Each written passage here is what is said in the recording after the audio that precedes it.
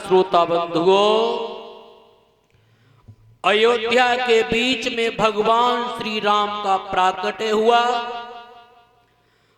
अयोध्या में बधाइयां बजने लगी हैं, मंगलाचार हुए और परीक्षित महाराज जी इतने मालूम पड़ेगी भोले बाबा को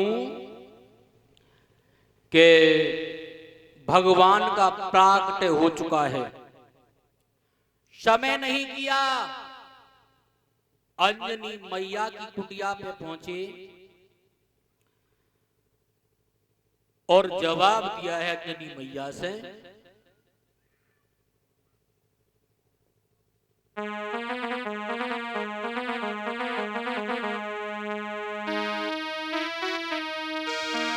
अरे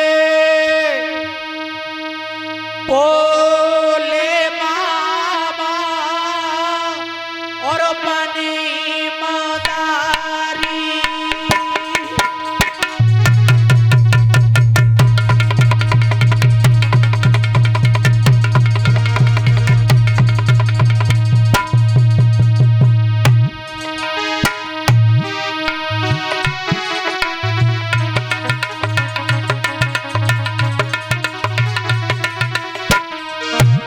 मेरे भैया भोले बाबा ने डमरू हाथ में लो और मदारी का भेष धारण किया परीक्षित महाराज जी।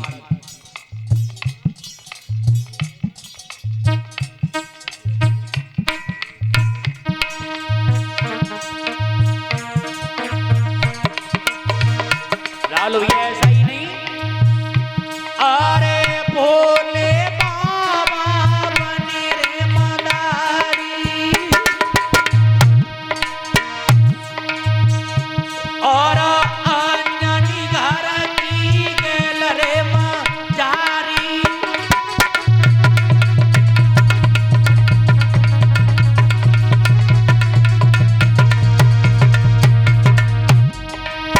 परीक्षित महाराज जी क्या बात है, नींद आ रही है का? भोले बाबा मदारी का भेष धारण करके अंजनी मैया की कुटिया पे पहुंचे और जवाब दिया है, मैया एक कर्म कर दे। कौन सा?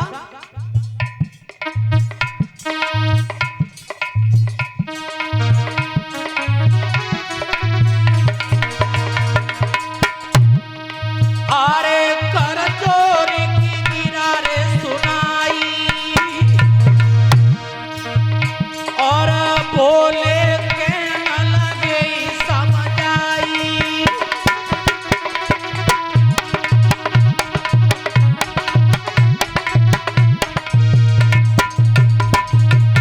हाथ जोड़ी की तब भोले की नाय पल भरी की देर लगाई। हनुमत जो तेरो है बेटा जननी को तू देवगाई।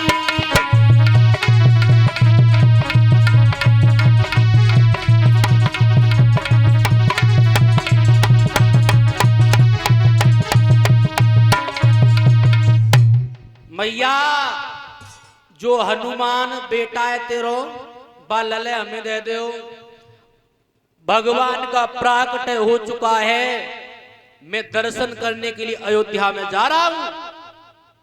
जवाब दिया है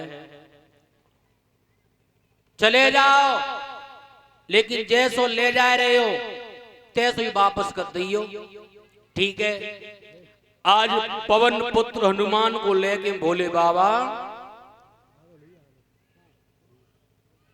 अयोध्या में पहुंचे हैं। जैसे ही अयोध्या में पहुंचे भोले बाबा ने अपना डमरू बजाया, वो प्रारंभ करो परीक्षित महाराज जी। तो कर्म कौन सा हुआ है?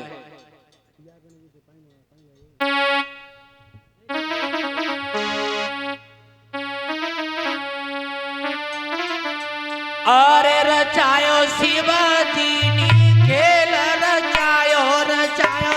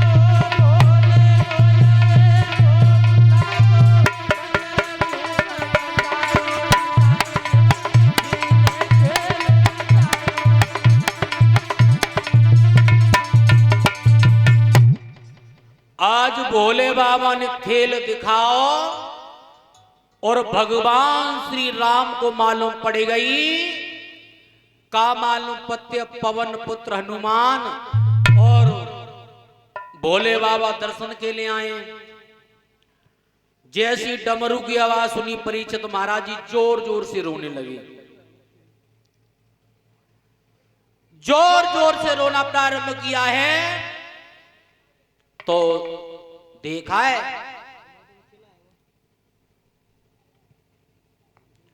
मैया ने, कौशल्या मैया ने गोद में लए श्री राम, जहां खेल हो रहा था पहुंच गई।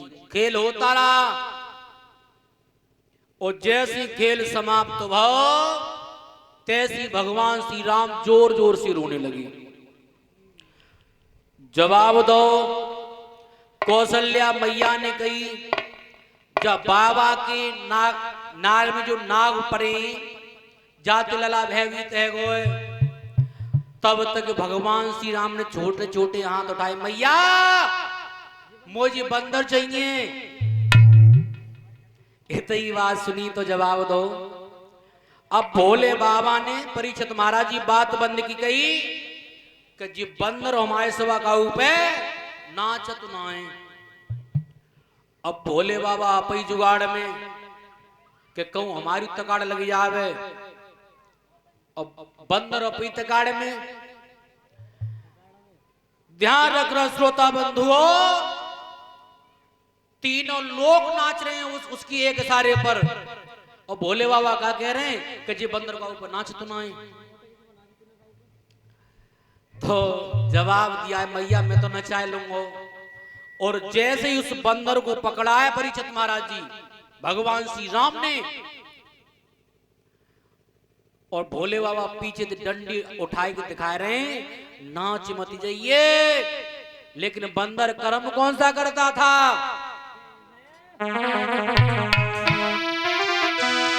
अरे तब पैरा और बढ़ाए दो भैया सूदो।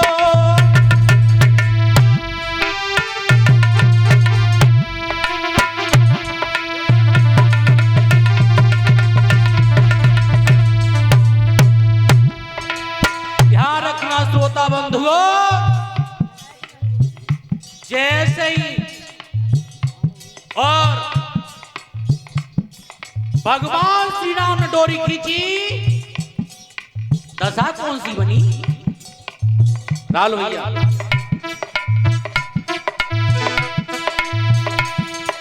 अरे तब पैरू बढ़ाए दो भैया कूदो, और बंदर चारी पैर की कूदो। नाच गए।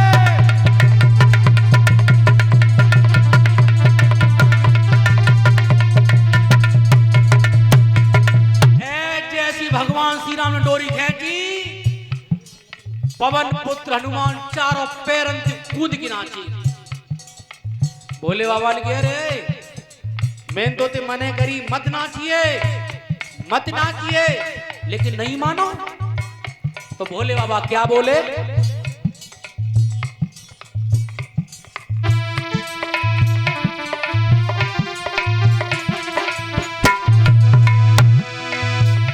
अरे मेरी बात भूल मत गईए, और रात दिनों तू नाचो दिखाइए।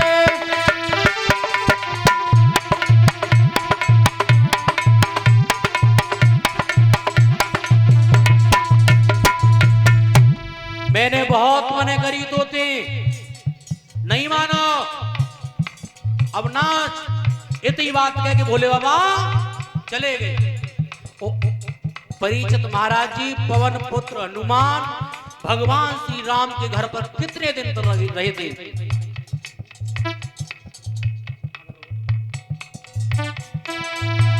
अरे ऐसो बचन ऋषि को साचो,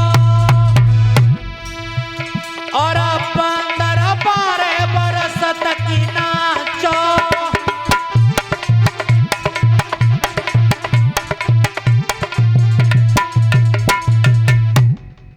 ध्यान रखना परीक्षित महाराज जी बंदर 12 वर्ष तक नाचा था। भगवान श्री राम के घर पर पवन पुत्र हनुमान 12 वर्ष तक रहे थे। इधर ध्यान रखना, जिस समय रावण ने पूरे विश्व में सब राजाओं से टैक्स लिया था, जब टैक्स लिया तो अपने नौकरों से कहा है कोई बाकी तो नहीं रह गया, बाद में कोई जी नहीं कह पावे कि रावण ने हम तो टैक्स नहीं ले पाओ। जवाब दो महाराज, हमने टैक्स तो सबते ले लो है, लेकिन जो महात्मा आते का महात्मा रह गए। जवाब दिया है महात्माओं से मुझे टैक्स दीजिए। अब परीक्षित महाराज जी महात्मा पे कहां रोकड़ रखी है, पीताम्बर हटा दो महाराज, हम पे कछुना है, कछुना है तो तुम्हारे शरीर में खून तो है। आज उस दुष्ट ने कर्म कौन सा किया है, महात्माओं के और शरीर से खून खिंचवाया है, खून। महात्माओं ने श्राप दे दिया, दोस्त ये खून जहां पर भी रहेगा वहां पर नाश होगा। और ऐसा ही नहीं, दशा कौन सी बनी है,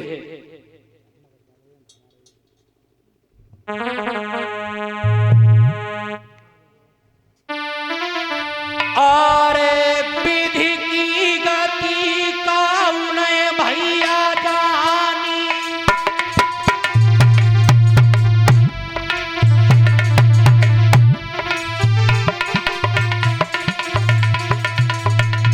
ध्यान रखना श्रोता बंधुओं, विश्व से कर टैक्स वसूल रहा था और उस समय दशा कौन सी बनी,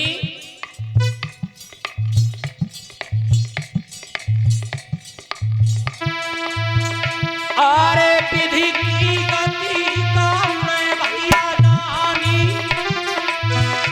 और जाखन को पुकारे अभिमानी।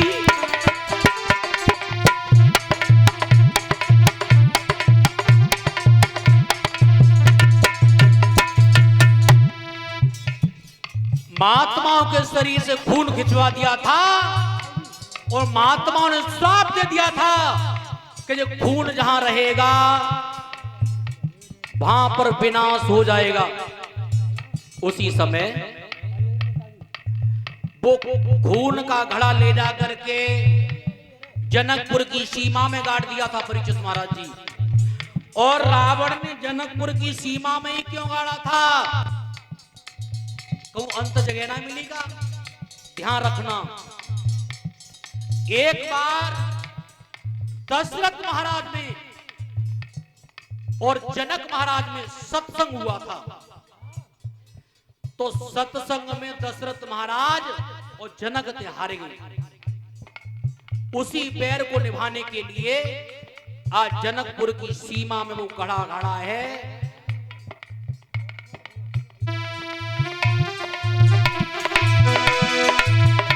अरे आया मुनि पर गिरे अकुलानी, और भैया नहीं परो जनक पूरा पानी।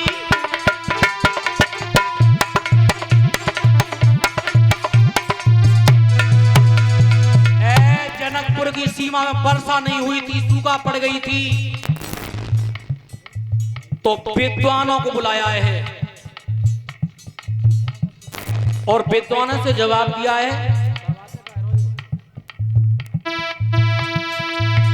अरे भैया नहीं परो जनक पूरा पानी, और काया मुनि वर गिरे गुलानी।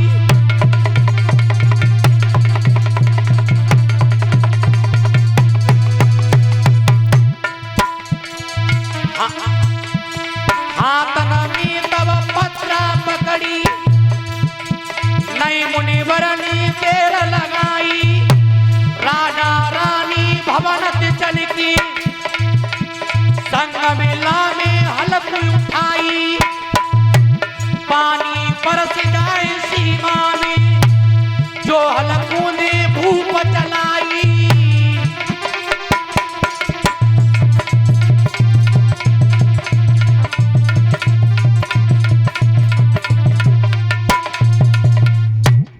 ध्यान रखना श्रोता बंधुओं, विद्वानों ने मत दिया है अगर राजा रानी सोने का हल लेकर के अगर जनकपुर की सीमा में चला दें तो वर्षा अवश्य हो जाएगी।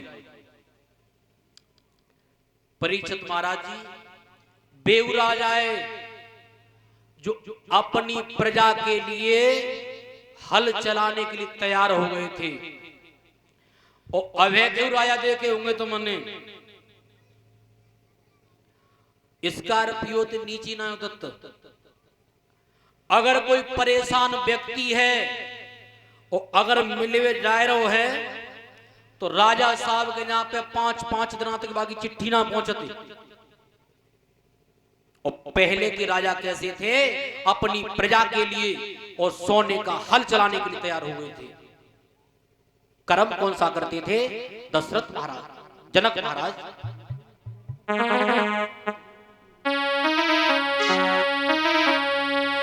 अरे राजा जनक बनिया रहा रे, तो बैल जोरी लेता रे राजा।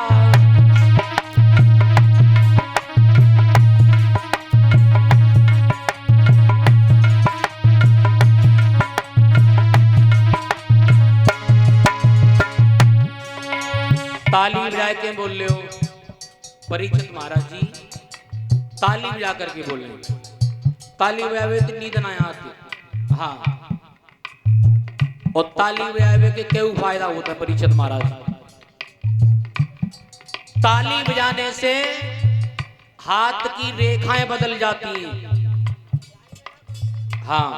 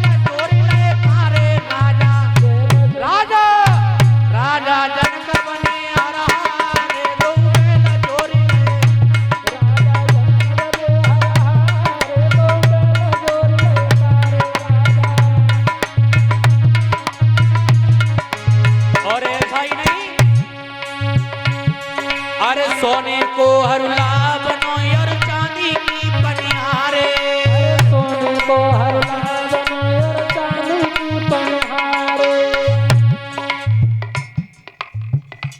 परीक्षित महाराज जी बोल लो। हाँ, अरे सोने को हरुला बनो और चांदी की पनिहारे, अरे सोने को हरुला बनो और चांदी की पनिहारे। अरे चंदन को जम दुआ बांधो रे सामांगे नारे राजा जनक, रे तो बेला जोर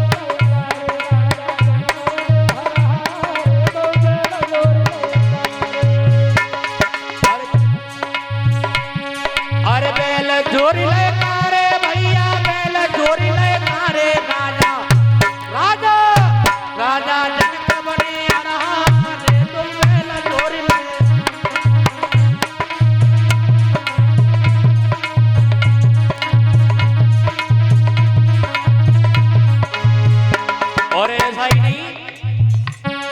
अरे पहलो फेरा लादा लाए लाए दो और चारे पहलो फेरा अरे पांचम चक्कर लेके आए करे हड़िया मारे राजा राजा राजा जनक बने हरारे तुम बेल जोर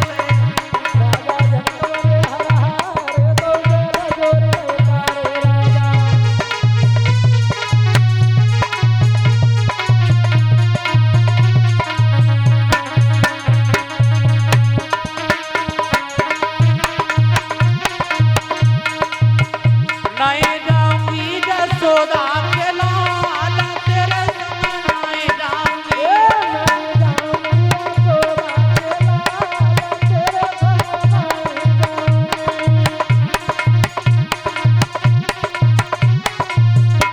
ताली ब्याह करके बोली सभी नहीं जाऊंगी जसोदा के लाल तेरे संग नहीं जाऊंगी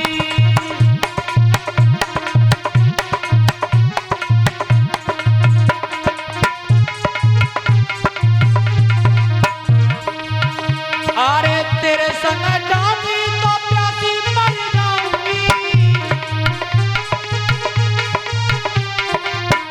अरे तेरे संग जाऊंगी तो प्यासी मर जाऊंगी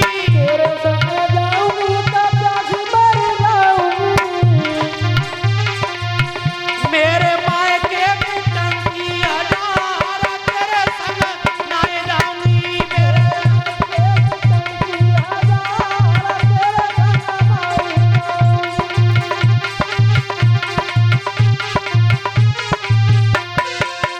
नहीं जाऊंगी जसोदा के लाल तेरे संग नहीं जाऊंगी